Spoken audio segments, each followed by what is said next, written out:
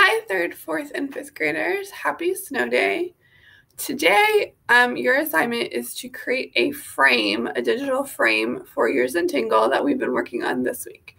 So your goal this week was to learn about design. Some of the principles of design include pattern, repetition, contrast, harmony, balance. So you're especially going to be using pattern and repetition to create your frame. If you're in 3rd grade or 4th grade, before you left yesterday, you took a picture of your Zentangle and put it in this presentation if you're at school. If you're at home, you could go ahead and add a picture of your Zentangle by clicking here on the little mountain icon, go down and say camera, and then you could go ahead and put a picture of your Zentangle in this PowerPoint. This PowerPoint will be linked in the Google Classroom right below the video. If you're in 5th grade and you took your picture home, go ahead and take a picture of it and add it into the presentation. If you didn't bring it home, just create the frame without your image, without your Zentangle. So basically, your goal today is to just decorate the slide that your picture is on and try to include a pattern in that. So I borrowed Alex's picture and went ahead and made a pattern for it, and I'm getting ready to show you how I did that. Alex, your picture is still up there. I copied it, so you still have an opportunity to make your frame.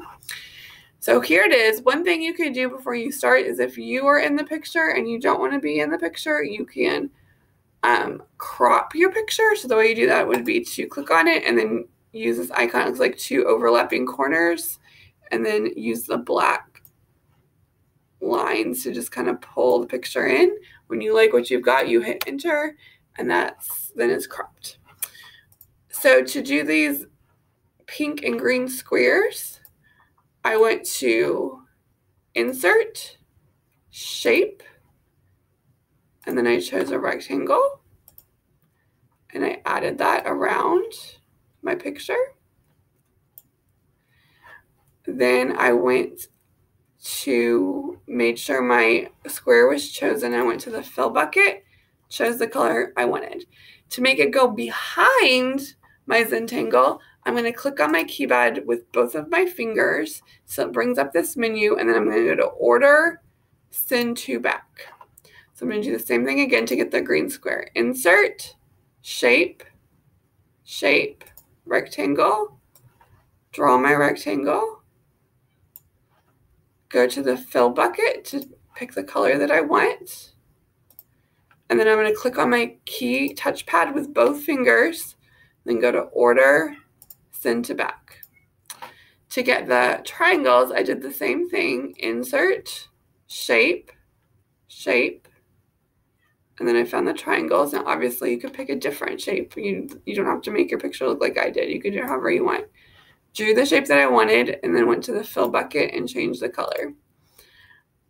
So in order to save some time, instead of drawing that over and over again, what I did was selected it, and then on my keypad, I hit Control, so the button that says CTRL, I held that down at the same time as I pushed the letter C, so it copied it. You could also go to Edit, Copy, and then to paste it, you go Control V, like van, V, and it will paste it where you want it. So I'm going to put that next to where I was and then change the color.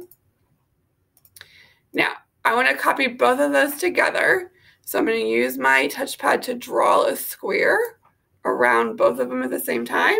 And then I could do Control C or Edit, Copy, then Control V, like in van.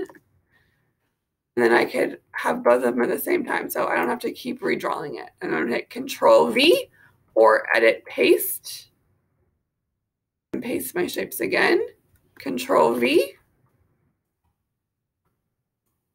And then I'm just going to keep doing that until I get all the way around. To do the ones on the bottom, I just use that circle on the top to rotate them.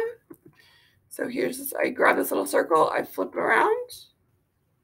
I'm going to go Control C to copy or Edit, Copy, Control V, and then I'm just going to keep doing Control V and pasting them. So you might have different techniques.